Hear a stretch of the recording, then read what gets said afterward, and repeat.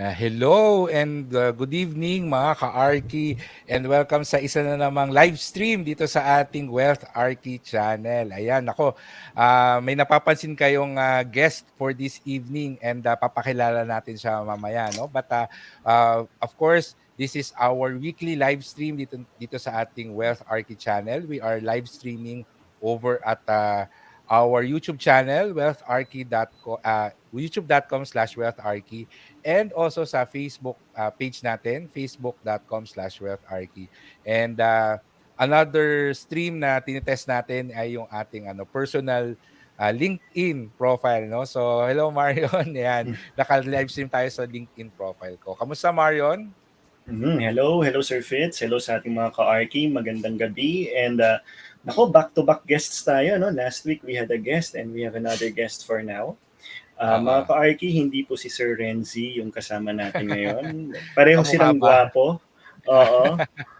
Oo. But we have a guest also for tonight. And sana ay mag-tune in kayo for 1 hour dito sa ating live stream ngayong gabi.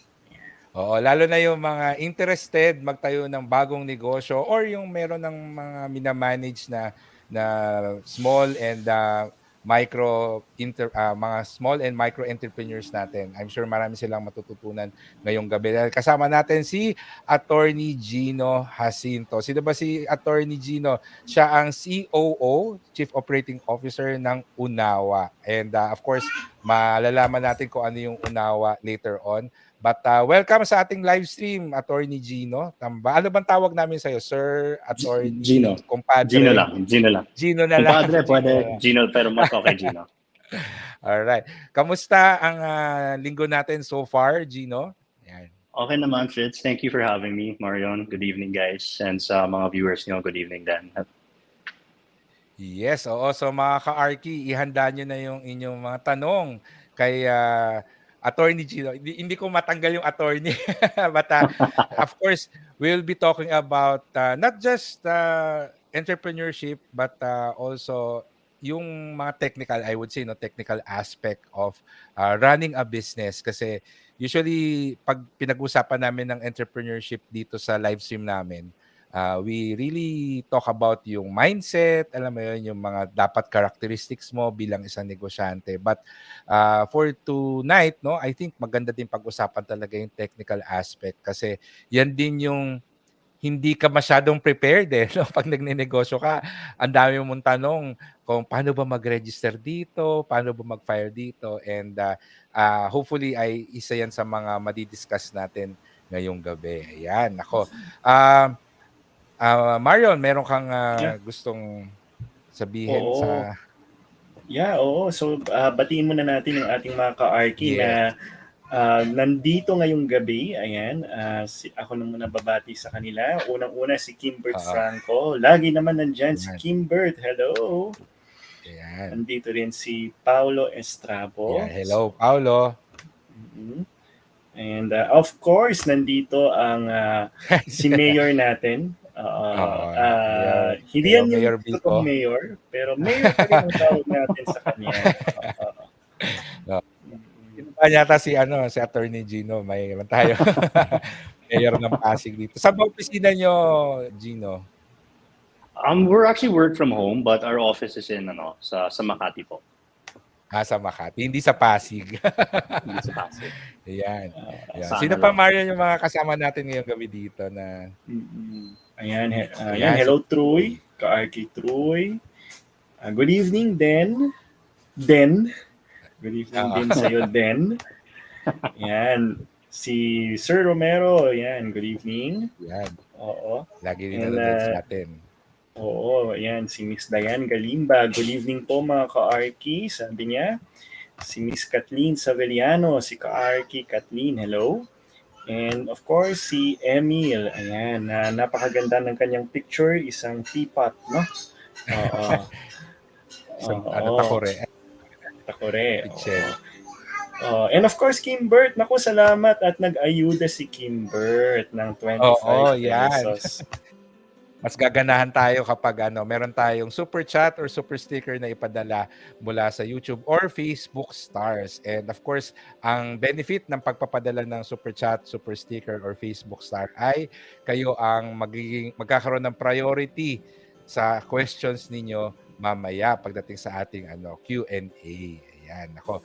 So siguro simulan muna natin itong gabing ito sa pamamagitan ng pagkilala. Ano ba yung UNAWA at ano ba yung role ni Gino dito sa masasabi nating startup, no? Tech startup, fintech startup dito sa Legal tech Pilipinas. Ayan. startup. Legal tech startup. Okay. So, Atty. Gino, can you tell us more about UNAWA? Ayan. Sure po. Hi, good evening again everyone. My name is Gino Jacinto. Ako po yung COO ng UNAWA. We are a legal technology startup founded by PJS Law. Yung primary objective namin is to essentially digitize the entire document lifecycle. And if I want to make it a little bit more simple, we are trying to make the digital document system. We're trying to eliminate paper from the work cycle. However, we want to make sure na yung mga digital documents naman has legal binding effect and compliant with all rules of evidence and electronic signatures and all sorts of things like that po. So, basically, it's a website, no? Or a platform, online platform. May app It's na an ba online kayo? platform. It's a web app, sir. It's a web app po. We decided not to release our device applications right now. Everyone who has a device can handle it. No need to download a specific app. We have 4 products. We have Sign Secure, we have Forma, SafeForm, and currently our Notary. Okay, ito no, pinapakita natin sa screen ngayon, no? Ito UNAWA SafeForm, tapos UNAWA Sign Secure, And and Secure. UNAWA our Our Notary. And soon to be released po, UNAWA Forma. UNAWA Forma. Siguro Yes. you can Sure. tell a little bit more itong tatlong products ninyo. Ano tong UNAWA SafeForm? Yan. Okay. As I was saying earlier, UNAWA is trying to digitize the entire document lifecycle. Simply put, ayaw na namin ng paper for many reasons. Mahal, sayang, makalat, and it's not very efficient. So SafeForm is our online form generator, whether it's a template or something specific to your enterprise. Hindi niyo na po kailangan mag-type from scratch to build a form, saving you time. All you need to do is encode the information relevant to your needs, and depending po on the form that's you have chosen, whether it's a contract of lease, something more specific, it doesn't always have to be legal, sir. I want to make it clear that our platform is industry agnostic. Despite being founded by a law firm and ako po abogado din, we're not specifically targeting law firms. We target any enterprise, maging individual, large enterprise, and especially the SMEs. We want to educate the Philippines. Now that our government is also pushing for digitization of the workflow, we now have the tools to allow companies to digitize their entire operation, eliminating paper and thus reducing your operational costs in that regard. So SafeForm po is the way you can use our built-in templates or use your repeated templates for your own business needs. Maganda yun, no? Sabi nyo, attorney, meron kayong contract of lease kasi I think Example that's lang po. one of kasi that's one of the most common na tinatanong actually sa akin ng mga friends ko kasi bumili sila ng condo, paparentahan nila. First time nila magpaparenta, wala silang template ng contract of lease na nangihingi sa mga kakilala lang. But sa UNAWA, meron kayong template ng contract of lease, tama ba? On SafeForm po, we will be uploading our entire digital library to have all sorts of forms available, vetted and reviewed by lawyers para lahat ng mga little details that's normally not available on yung mga nag-google nyo lang po is available here. And all you have to put is the personal information of the people and the parties involved. And mag-generate na yan ng template at contract. Oo. Importante yung sinabi nyo, no? Yung parang reviewed by lawyers kasi hindi naman pwedeng parang essay writing contest yung kontrata mo, di ba? So, very useful. And maski kunwari meron kang retail business, as gagawa ka rin ng memorandum of agreement para sa supplier or gusto mo maging exclusive distributor ng isang produkto, yung mga forms na yan, may mga template ba sa sa safe form, attorney? Yes, sir. We constantly update our library. Excuse me. We constantly update our library. So eventually, all the forms that will be needed will be available sa safe form. But more importantly, lalo na sa mga SMEs or any businesses, like for example, you just gave an example na ano po yung sinasabi nyo? It was the memorandum of agreement. Yes, What we do is when we engage with our users, our clientele, we actually ask for their specific use case at yung mga forms na ginagamit na on a regular basis para maging magawa naming digital. So hindi na pa ulit-ulit po yung pagka-draft nyo ng forms from step 1. Basically, nasa step 8 na kayo all the time. So automated na. Again, you just put in the information relevant to the client or to your supplier or whatever the case may be, and then the form will be populated automatically. So yung human component of you taking the time to draft, ipapa-review mo pa, that's all eliminated as it's now automated. Yes. So ako, I appreciate that. Yeah. Sige, Marion. Yes po, Marion. Yeah, Gino, napansin ko yung name, no? It's UNAWA, and this is a Philippine law firm, yung mga nag-start nitong platform na to. Can you share with us anything na how was the name formed, or why did you choose this name? Well, UNAWA is because we like to think na we understand what businesses are going through. We understand what the needs of these businesses are, the digitization needs. So we wanted to call it something that was relevant to what we believed we could do, the ethos of what we have. But also importantly, we'd like to showcase na even if we're a startup or a Filipino startup, we also have global aspiration. Pero we wanted to make sure na our Filipino roots are always shown no matter where we are present in the world. And the best way to do that is by making sure that we have chosen a Filipino name. Yeah. Ang ganda din ng website nila. Guys, pwede niyong i-visit. Again, it's unawa.asia. Asia. Thank you very much. Yes. So, naaliw ako dun sa traffic na animation dun sa banner, leaderboard nila. But again, siguro we can also discuss ano yung UNAWA Sign Signature naman. Ano ba ito? Yes, sir. So, UNAWA Sign Secure is one of our proof of concept products na pinapakita na the market is ready for digitization.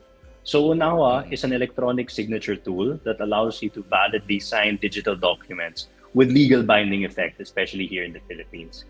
It's compliant to all the rules of electronic evidence, as well as all the standard regulations and rules of electronic signatures.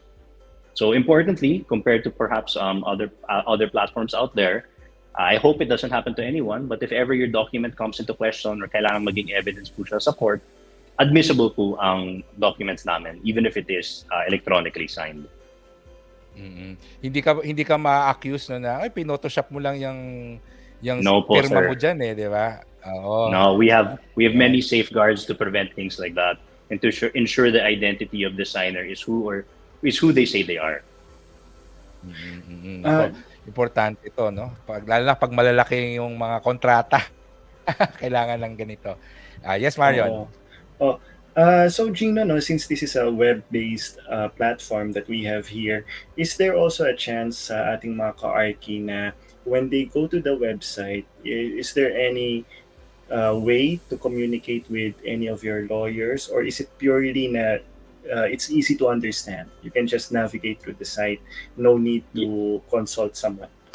No, there's no longer a need to consult. And Marion, I'll just make it clear now. UNAWA is a legal tech company, meaning we provide technology with legal binding effect. We are not a digital law firm. Though founded by a law firm, UNAWA is agnostic to the law in that sense. When I say this, we are creating a digital platform that works for any business. Pero the reason po naging siyang legal tech is our technology has legal binding effect. We made sure na this digital document has the same effect as a paper contract with even more security measures put in place, with more stringent safeguards and encryption incorporated into the entire process. Oh, ang nakikita kong challenge dito siguro yung mga, I don't know, baby boomers na or mga traditional businessmen na talagang gusto nila may papel talaga na pinirmahan, 'no? How do you explain yung platform to them, 'no? No, Has that's there been, yeah, has there been a challenge na thanks. nangyari na, a case before? Yan. No, we are a relatively new company, so we are still trying to get our platform onto as many businesses as possible. And yes, one of the bigger concerns of most people is it is a new technology, it is a new method to doing things, and sanay na po ang mga tao sa papel, diba? And they're Mm. more apprehensive na baka hindi secure, baka ma-forge daw yung signature, baka kung sino man mag-log in.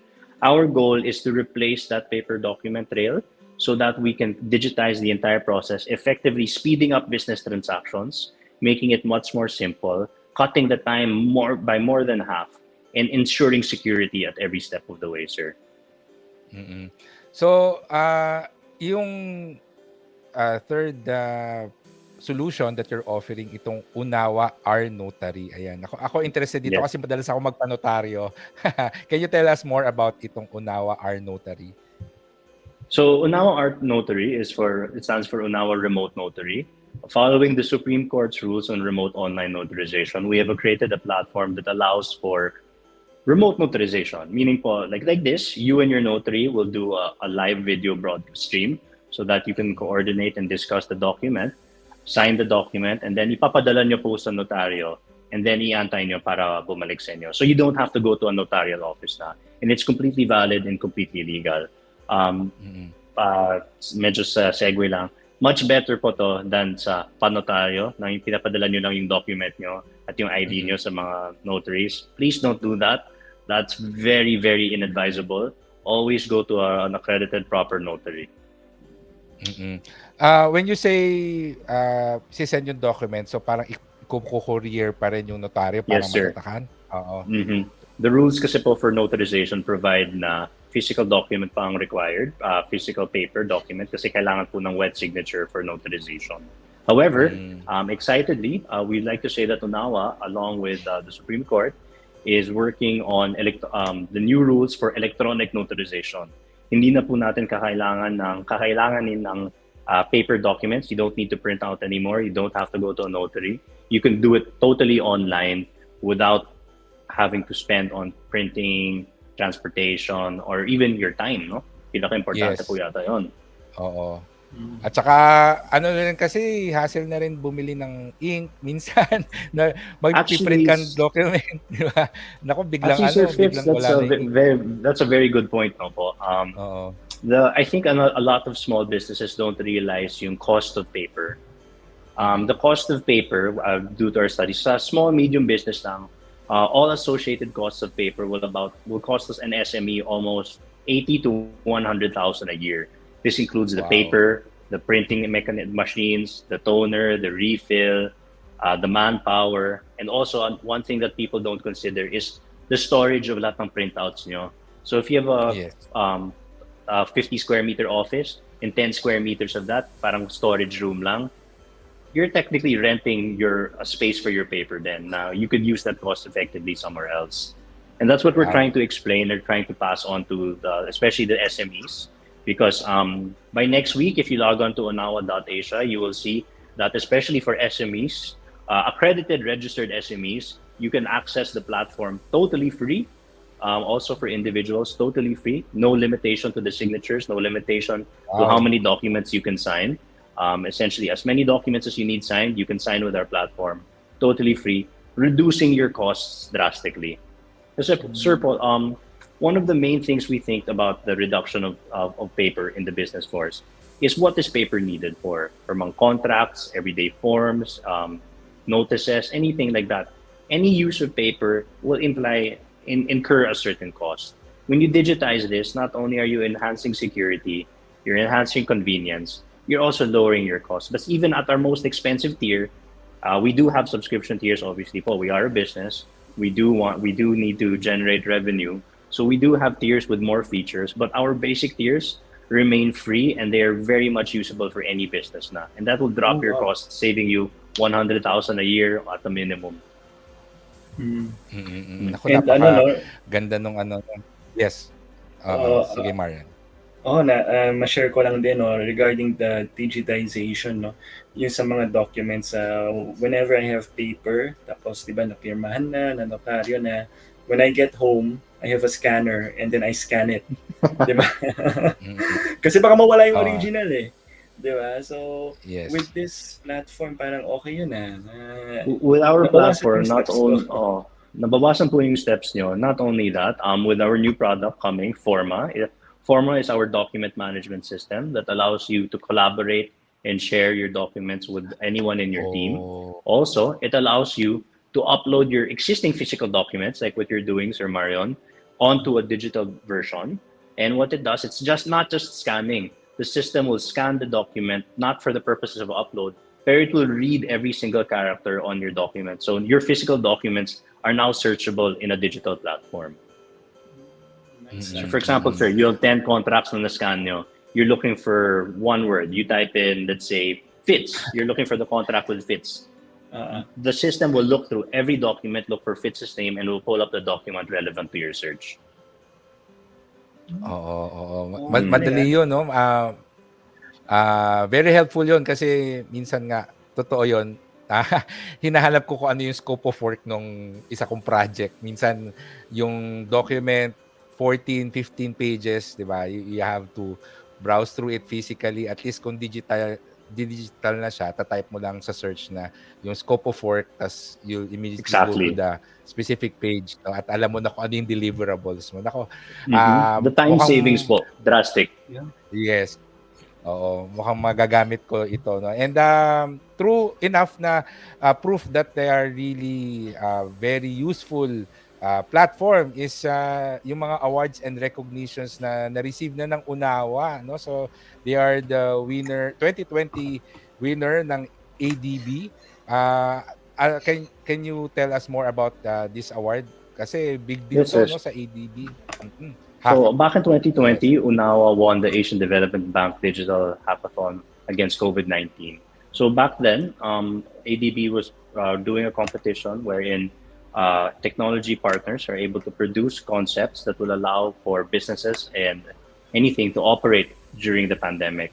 And what we had done is we built a system for the local government of Taytay, Palawan that allows for guest registration and tourist fee collection, all paperless and all online. Nako. Pero kailan nagsimula ang UNAWA, Gino? Anong year? Actually, UNAWA was founded in 2019. Okay, pero okay. and then nag-medyo slow down during the pandemic, and then in about May 2021, I joined the company and we started developing the solutions I had just labeled. So currently, there are 3 solutions on our website.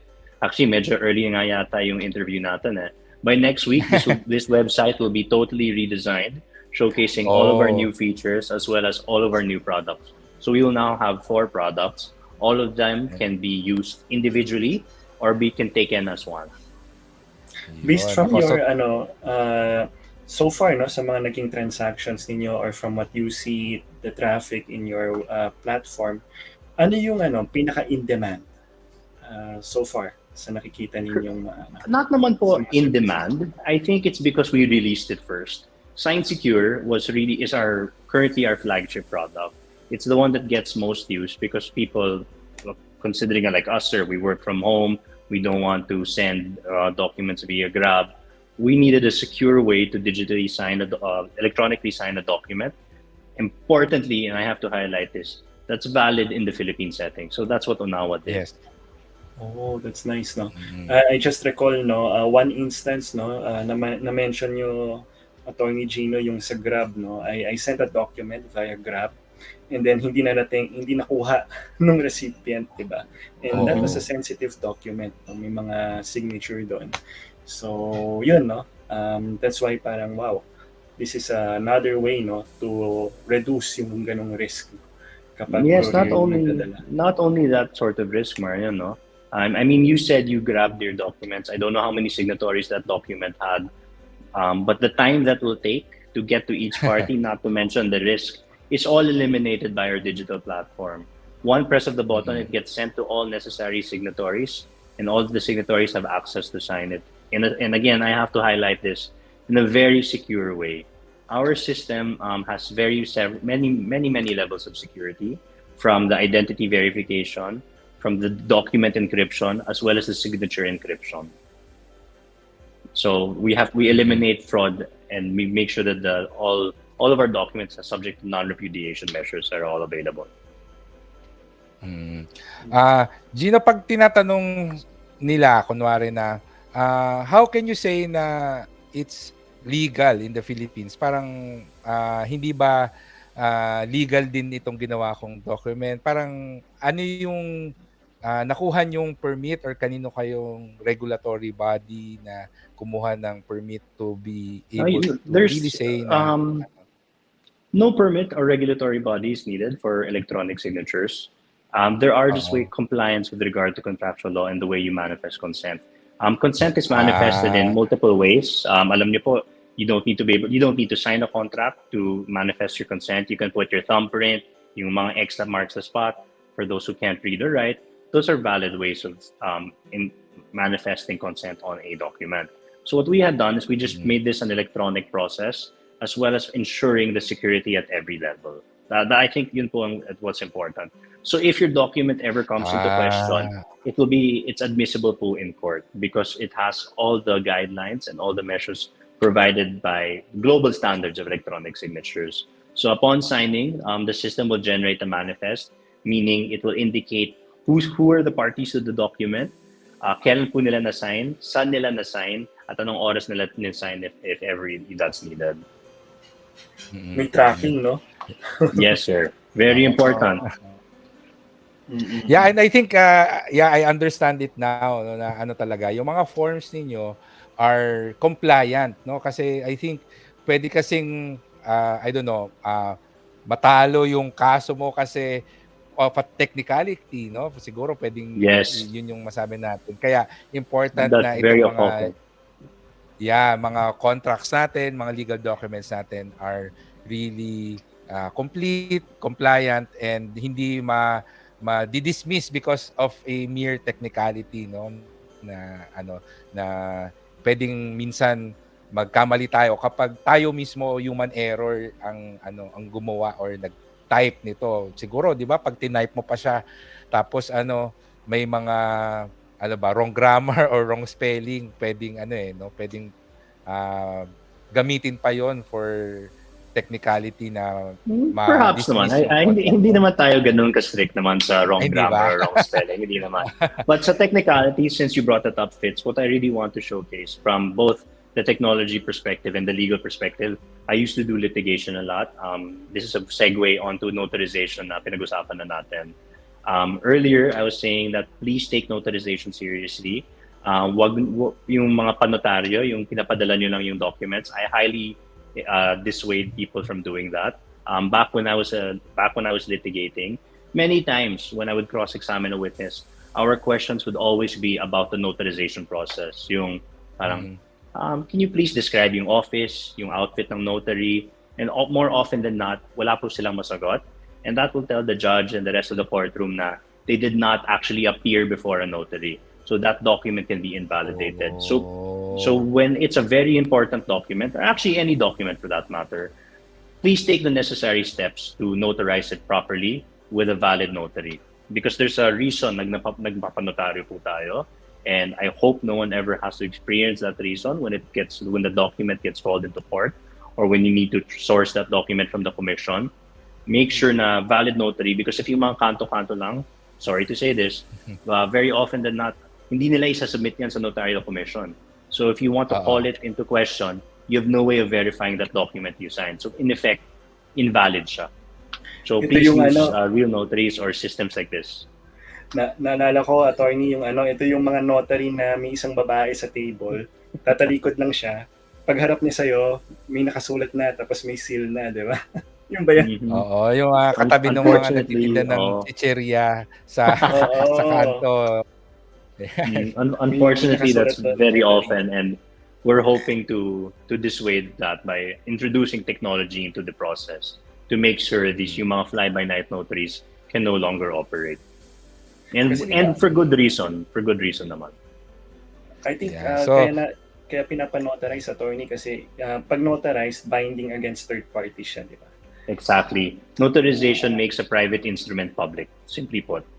Exactly what you said. It makes it binding against third parties. For example, tayong tatlo po. Sir Fitz, you and I sign a contract. The moment you and I sign that contract, we have a valid agreement. But until it's notarized, Marion has no knowledge of that contract. Even if ipakita natin yan, he is not bound by the terms of that contract. Pag na-notarize na yan, the rest of the world is put on notice that this is a valid agreement between Fitz and Gino. Yun, ako. Mga ka-RK, I hope ay nakilala nyo na, no? Or nalaman nyo na ano ba talaga itong UNAWA na platform. And again, you can visit yung kanilang website, unawa.asia. But of course, this is your opportunity to ask questions at may mga nakikita na rin akong mga nagtatanong sa ating comment section. So, kung meron kayong mga gustong malaman tungkol kay Attorney Gino at saka sa UNAWA, then UNAWA. please, UNAWA, ayan, please type it sa ating comments or chat section. But siguro, Marion, no, itanong na natin yung mga naunang questions kanina. Ayan.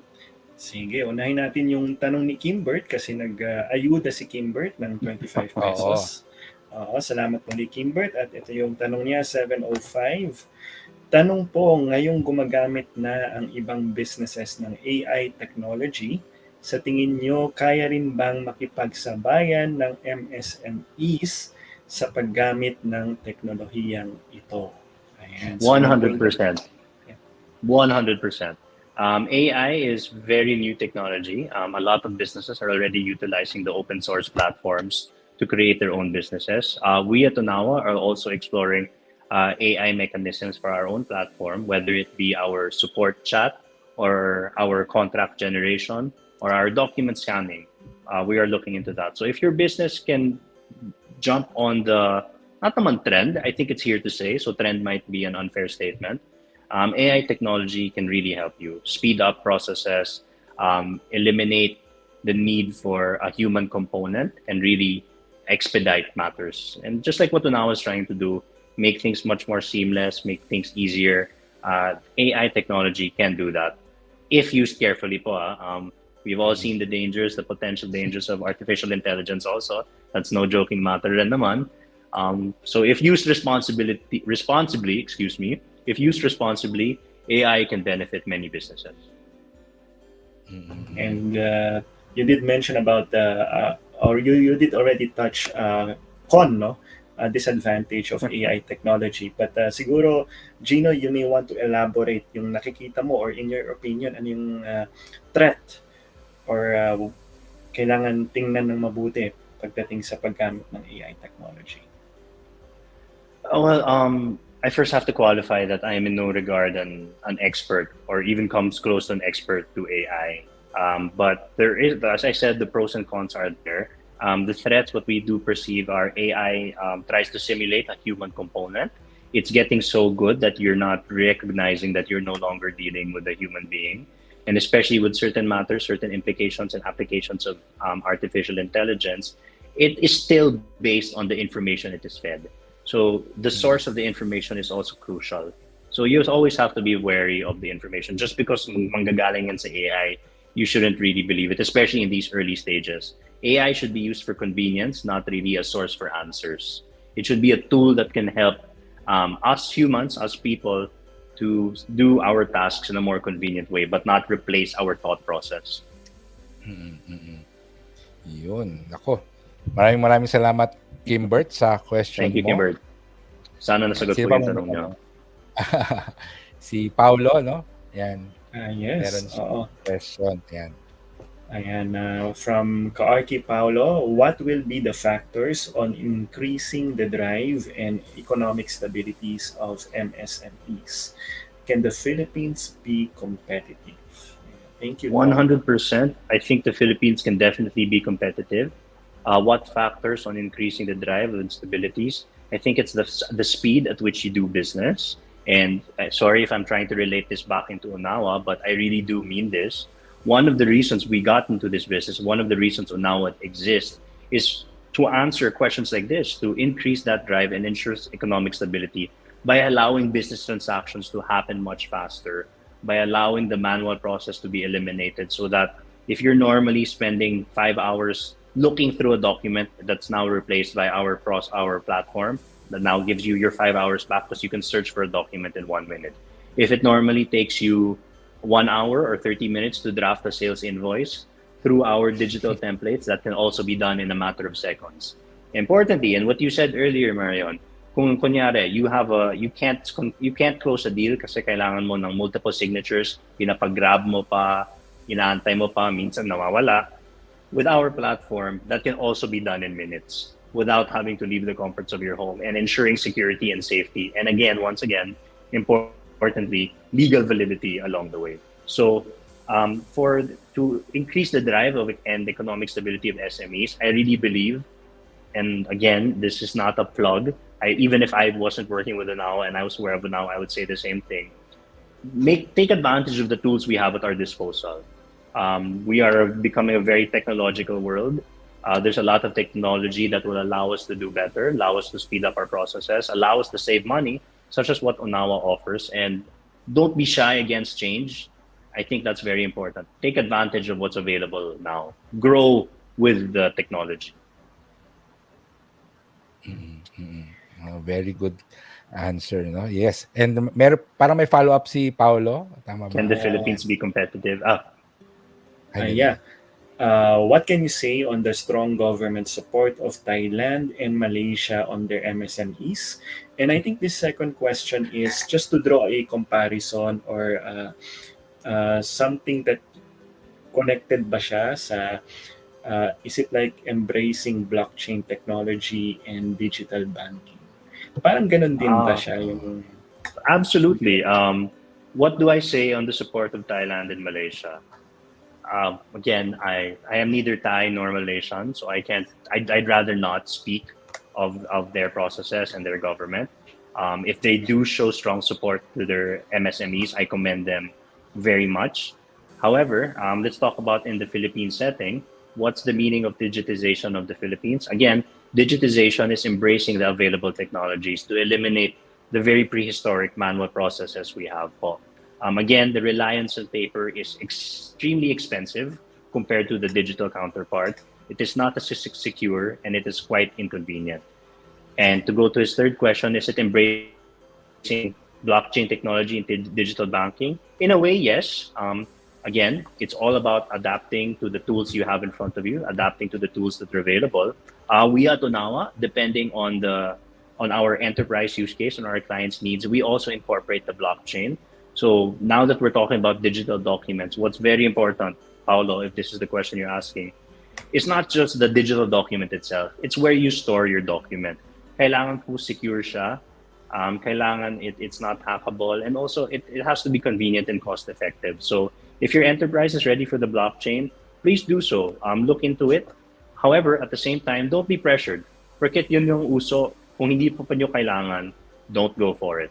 Use technology to your advantage. Don't jump on technology you don't need. Digital banking is a very good example. If we may talk about, let's say, GCash, for example.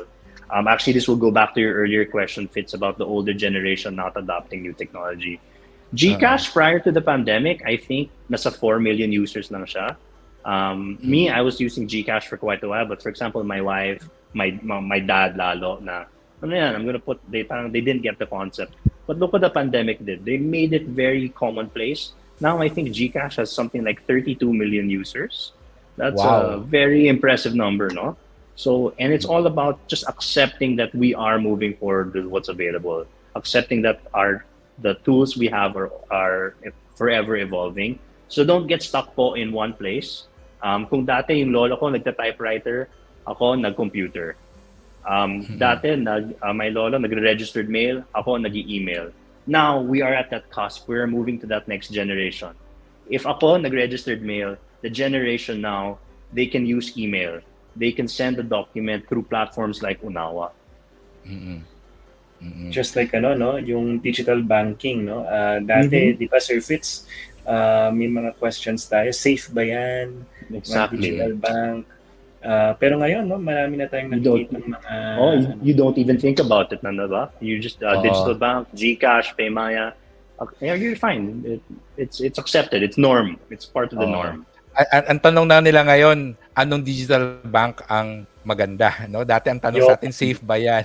Siguro mga correct. Exactly. 2 or 3 years ago, yun yung tanong, safe ba 'yan? Okay ba 'yan? Mhm. Pero ngayon, And that's, ang I tanong think, saan? sir, if I may, that's where UNAWA is also. We're at that stage. Yung tinatanong ngayon, safe ba yan, secure ba yan, valid Yeah. ba yan? Because we are opening the doors for this industry. The current administration is pushing for digitization. UNAWA is working with several branches of government to push for digitization measures of the Philippines from all angles, no? And at this point, very similar to GCash, the questions are: is it safe, valid?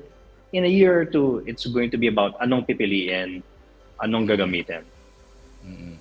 Nako, maganda 'yan, no, na ma-digitize at ma-automate ang mga government documents and processes kasi medyo ano pa rin no, medyo marami pa ring mga kailangan daanan na bureaucracy and steps lalo na pag if you're dealing with government agencies. Ayan. Meron That's very true. oo. But if I may, sir, we are working with the government now, and I'm Mm. very happy to report to all of you and all of your viewers that the agencies we work with, they are taking these measures seriously. They realize that the older ways are no longer appropriate. They are now embracing technology, but we are at the start pa lang kasi, sir. Sirs, Mm, we're just at the mm. start. It's only happening. We are only transitioning now, so it might not be too common. But in a few years, when we look back at an interview like this, we'll be laughing na there was a time na hindi kayo digital. There was a time na pa kayo Oo. parang ginagamit yung nagpipila pa kayo sa linya para mag-SSS loan, para mag-submit ng form. right. This will all be done digitally and all online very soon. Oo, nako. 'Yun. Merong tanong si Kimbert dito, sabi, Sir Gino, tanong po, gumagamit ba kayo ng digital signature? I think so, no? Actually, Oo. no, Yeah. Kimber, I use an electronic signature with UNAWA. Okay. Digital signatures require a different process. We found it unnecessary for our use case and for the general use case of most people, lalo na mga SME. It's very unnecessary to get a digital signature. An electronic signature will do, especially if you're using a tool like ours. There are other tools, so you don't have to be constrained to now. I won't even pretend that we have a monopoly on this. But our electronic signature has a lot of the security measures that digital signature has without the complications of applying and registering. This one you can just log on for free, as I mentioned, and you can have a valid binding electronic signature na Kimber. Try niyo po. Unawa.asia, may free tier kami. More than enough to suit any SME needs. Sorry, Yun. Gino, no? I think something that I have to Okay. clarify. What's the difference between an e-signature and a digital signature?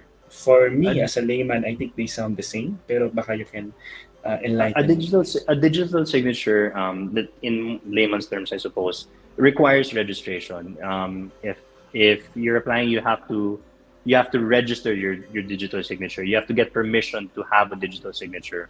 While an electronic signature is any means of electronically putting your mark on a document. Of course, very simply put, if I were to drag and drop up on my PDF my signature, that is a way of manifesting consent talaga. If Fritz and I was to get into a private agreement and I use Microsoft Word and insert image ako with my signature, between he and I, if he sees me putting my signature that way, that's perfectly valid because that's how I signed. That's just me, the equivalent of me choosing a blue or a red pen, for example. However, for other people who does not witness me posting that signature, how they verify kung ako talaga nagamit niyan because they don't see it? It's a digital document na, diba?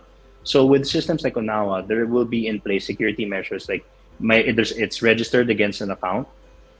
If I do sign, it's signed properly on my account. If it is uploaded, there are biometric checks, there are OTP checks, many security measures that are required po to put your electronic signature onto a document.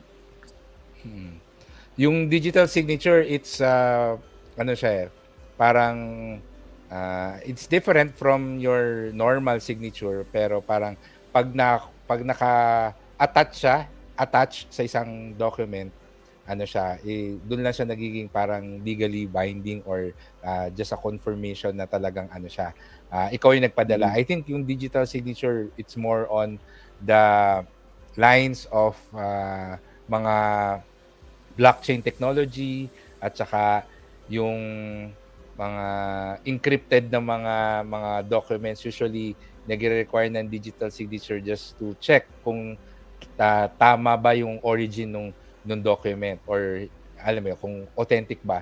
But oo, medyo ano na siya. Yeah. Correct. Kaya medyo sabi niya nga kailangan mo pa i-register and all and masyadong ano na yon mabusisi pa, no? Yes. Yeah. Ang There's too many signature, complications. Yeah. Mas simple ang electronic signature. Ang tanong nga lang is, yun nga, ano to, is this a correct or a legally binding electronic signature, which yun yung ino-offer na solution ng UNAWA. Kasi if it was done within the platform, nagkaroon na ng KYC or check na KYC, ano nga correct. yan. Yan nga yung electronic signature niya. Yun. Yes, sir. I think may magkasunod na tanong dito, Sir Fitz, Sir Gino, about the validity. And perhaps, Attorney, you can answer by giving an example sa mga tanong ni Mr. Yoso, 809, at ni Kimbert, 811. It's about the validity ng mga documents na ipapadaan natin sa UNAWA.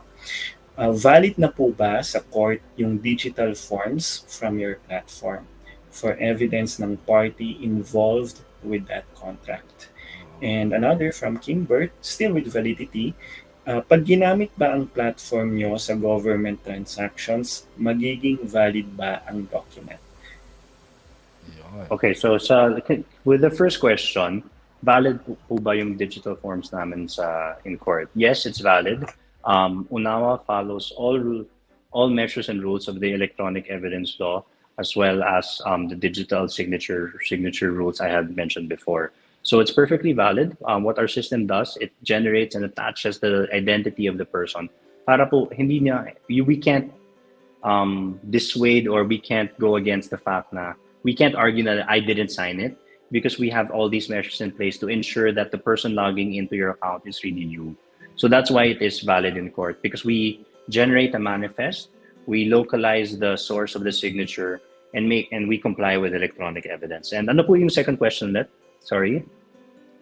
Yan. Pag ginamit ba ang platform sa government transactions, magiging valid ba ang document? It depends, sir, on the transaction. Depending on the use case and depending on the specific transaction, it may be valid. It will only not be valid if that document requires notarization. As we said earlier, the rules of notarization still require a physical document and a wet signature. If notarization is not required, it will be valid. However, as I said also, excitingly, very soon, the Philippines is going to adopt an electronic notarization rule, which will make all of this much more simple and much more efficient. Again, pushing the ease of doing business. Kasi if we go back to notarization and the validity of notarization, how many hours will it take away from your day for you to notarize one document? No? You have to physically appear before a notary. And again, I have to state, you really must physically appear before a notary to ensure na walang kaduda-duda yung pagka-notaryo nyo. Yung mga panotaryo nyo, I really advise and I would really like people to stop doing that kasi delikado po yan. For the purposes of that day, baka pwede na. But if that document ever comes into question at pinanotaryo nyo lang, and especially if it's a big important document, yun, sinasabi ni Sir Fitz kanina, you could fall on that technicality at may invalid po yun. Especially against third parties, no? Yeah. Nag-elaborate si Kimbert nung tanong niya about the digital signature, no. Ito sabi niya, gumagamit ba kayo ng digital signature, to be exact, yung PNPKI na ginagamit na digital signature para sa government transaction. So sabi niya, sir, tanong po, ano ang pinagkaiba ng UNAWA at PNPKI na ginagamit sa gobyerno sa government transactions? All the PJS lawyers and myself, we all have our registered digital signatures. I can't speak for everyone, but personally, I have, lalo na during the pandemic, we were all required to register our digital signatures. I've never used it. Not once have I ever used it in any transaction. So out the digital signature is that you need that PNPKI registration. So with that public key, Kimbert. For an electronic signature, you don't need to go through that inconvenience. You don't need to go through that hassle because there is now an easier mechanism that allows you to still manifest and bind your consent. So, certo na po, anong pinakaiba ng... Ayun nga, the PNPK pa, there is still that registration process. You have to get your public key. You have to encode your digital document, the ones and the zeros, to make sure that that really is your digital document. However, while an electronic signature is a much more streamlined, easier process that can be done by anyone without having to go through any form of registration. So, mas madali at saka ano rin naman siya, no? More practical po.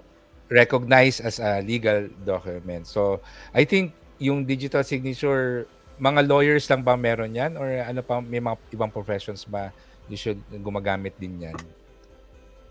As far as I know, for the most part, a lot of lawyers got digital signatures over the pandemic. But again, it's not that useful right now. Hindi po nagagamit. Oo. Yan. Nako, may nagtatanong na dito si Emil, sabi niya, how much is the packages para sa services ng UNAWA? Thank you, Emil. All of that is available on unawa.asia. As I said, we are making a very strong push to open our platform to small and medium enterprises. That's why if you watch our website by next week, you will see an announcement of our improved tiers. We will have a free tier that has unlimited document signing. So that is industry leading. I can confidently and proudly say at the global level, there are very, very, very few platforms that offer this. However, for the paid versions, we have our lowest rate at 450 pesos a month for more storage, more documents, more features. However, if you pay for that at an annual rate, it drops down to 375 pesos a month. Which, if you think about it, well, is cheaper than one ream of paper na. Yes, I agree. Yun din yung sasabihin ko. Oo. Mahal, tsaka ink, no? Mahal-mahal ng ink. And then yung sinasabi nyo kanina, yung pag-grab, or kung mawala. And then importantly, the storage of your document. All of the associated costs of paper is eliminated. And Sir Ari, Sir Marion, if I may speak of something else and why we are pushing for this digitization and the use of these electronic tools is currently, the current administration, the Supreme Court, everything, there is a push for digitization. So mangyayari po talaga to. I'd like people to embrace it as early as now for many reasons. The cost savings it will give the SMEs, the time savings and all the headaches that it will eliminate from the paper process. But also, if I may speak towards the future, our current administration has already announced a carbon taxation law come 2025. We don't know the ins and outs and the exact specifications of what that law will be. But if we use surrounding jurisdictions as an example, what that means is depending on your industry, bibigyan po kayo ng carbon footprint threshold. Kung malampas po yun, you're going to have to pay an extra tax. Hopefully, if you don't reach it, may tax credit kayo. We don't know yet. But here in the Philippines, the number 2 most common solid waste is paper next to plastic. And if you're constantly using paper, your carbon footprint will skyrocket. And 2025 na po yun, they're supposed to be implementing that new taxation mechanism. And through the studies we've done, and unfortunately the data is not yet very much available for the Philippine setting, but take an example, it states, a law firm of 15 to 20 people, it took them more than 1 year to go completely paperless. So kung antayin pa natin yung law na mapasa, it will really take some time. So if you can shift to a digital workflow now, it's highly recommended. For many reasons, not just cost savings, security, all of that. Yeah, I agree. We are moving towards a cashless society nga, di ba? Exactly. I know, well, I always see people using GCash and Paymaya when going out, no? Konti na lang yung nagdadala ng pera actually, no? May mga nakikita na nga ako simbahan maski yung offertory. GCash na yun. Wow. Grabe cashless. And it makes sense na pati siguro sa ating mga business documents, no, we go paperless kasi it's faster, it's more efficient, it saves more secure. Space, more secure, and also better for the environment. And siguro may tanong si Bingo rito, no? Oo. Mm, Yeah. ayan. As we near the end of the live stream, maganda siguro, Gino, to go over yung mga services ninyo. And you did mention, no, next week, I think you will revise your website and then you'll be offering something new. Baka you can give us a glimpse, no, of your current products as well as upcoming products for Oo. UNAWA. Yung Tsaka question ito, po, no, yung ano question yung po ni pinakaiba? Bingo. Oo. Yes, as we mentioned, Sir or Ma'am Bing, or sorry, pasensya na, Bing, we have 3 ways of signing. You can write your signature with a stylus or your finger on your device, depending kung kaya po ng device nyo. You can upload a previously used signature, or you can type your signature. So if your device does not have a touchscreen, you can type your signature and the system will generate a signature for you. Even if it doesn't look like your signature on paper, it is still your electronic signature because you used an electronic platform to implement it. And one of the other important things we would like to mention, Paul, is the uploading of a signature. All other platforms allow for signature uploading, but we at UNAWA, we discovered, not naman discovered, we flagged a risk of signature uploading. A lot of people, including myself, upload their signatures. My reason is, maganda na napaganda ko na yung signature ko, yung na-upload ko, as opposed to using a stylus. It might not be the nicest thing all the time. I upload my signature. But because I do this, I am now very much well aware that my electronic signature is very much scattered already in offices, in other companies. And in worst case scenario, because these are digital documents, you might think someone can just copy and paste my signature and transfer it into a document and say, that's Gino's signature, diba? But no, just because it looks like mine, it doesn't attach to my account. It doesn't attach to my identity. So we made sure to make process like that. When I upload my signature, the system will really ask me if I am allowing the system to use an uploaded signature via a second step mechanism, which is either an OTP or biometric checking, depending on the use case po. Yun, no, very very secure talaga yung paggamit ng UNAWA na platform, which is talagang kailangan naman talaga dahil we are talking about documents. And ano yung ano ba to? Last question na ba natin to si Yeah. Den? Oo. Okay, then, is there any ready-made documents prefer for not so complicated agreements available on your platform? Mga templates Currently, siguro to. Currently, and we decided with this slow rollout, the first set of documents we have put on our platform, readily available for free, are safe documents. These are for startups and for businesses that are looking to fundraise and generate capital to start their businesses by looking for equity investment from investors. These are generally complicated documents, but we have simplified it and put it on our platform for free. This has been patterned after the Y Combinator safe document sa States po. However, Philippinized for the Philippine setting by PJS Law. Mukhang kailangan ko yun. Meron akong nilulutong startup at naghahanap ako ng investor. Yan. Nako. Please, by all means. So siguro to end our conversation, can you tell us more again, Gino, yung UNAWA, and invite yung mga ka-ARKI natin na mag-sign up at check out ang mga services ng UNAWA. Okay, sure. First, Fitz, Marion, I'd like to take this opportunity to say thank you so much for having me. Pasensya na kung medyo nataranta ako. I'm still quite nervous with these interviews, particularly yung mga ganito na live, na wala pong cut, edit. So thank you for having me. But to go again, UNAWA is a legal tech startup that aims to digitize the entire document lifecycle. And to do so, we have generated and created 4 platforms: Sign Secure for all electronic signature needs, SafeForm for a totally sped up digital template document library, Forma for your document storage, cascading, sharing, and uploading, and ultimately our Notary, which will eventually transition into eNotary for the finalization and notarization of all of your documents. Yun, ako. So check out yung website ng UNAWA, unawa.asia, and next week mag-iiba siya ng itsura kasi Kung on schedule po tayo, next week oo. mag-iiba yung itsura. Alam mo Oo, naman sa so tech at dev, sometimes. minsan, oo, hindi natin alam kung ano yung may delay. But But yes, very soon. Yun na lang po. I think it's safer to say. Very soon, we will update this and have more offerings, especially for our Filipino community. Yes, nako, maraming salamat, Gino, sa pag guest sa ating live stream this evening. And sinare ni Kimbert, pati daw yung mga teachers at saka mga government, COMELEC employees, meron ding digital Thank you, solution. Kimbert. Yes. Oo, pero sabi din ni Kimbert, napakaganda daw nitong project ninyo or nitong Thank you, Kimbert. startup.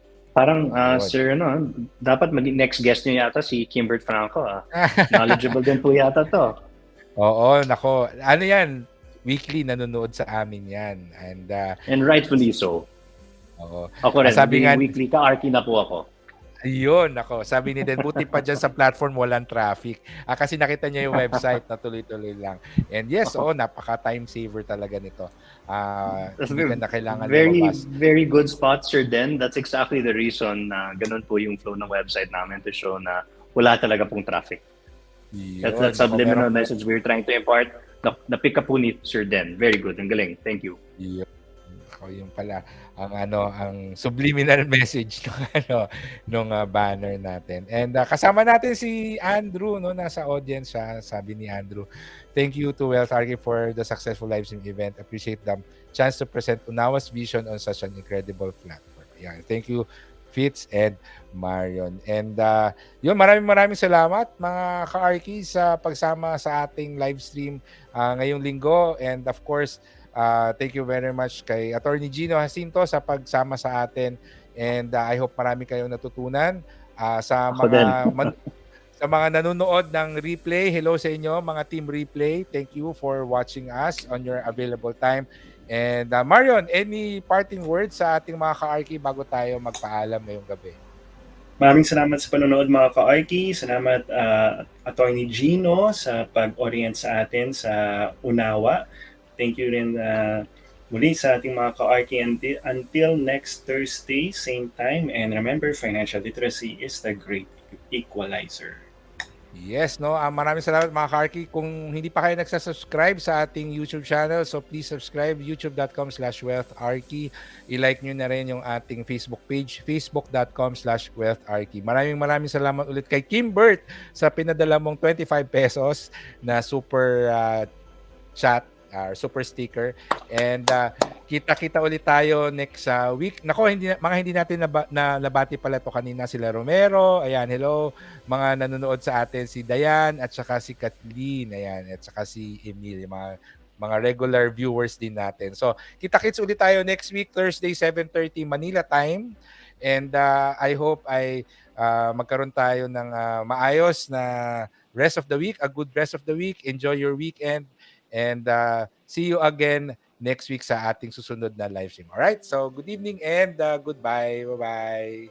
Goodbye, everyone. Thank you, Sir Phil.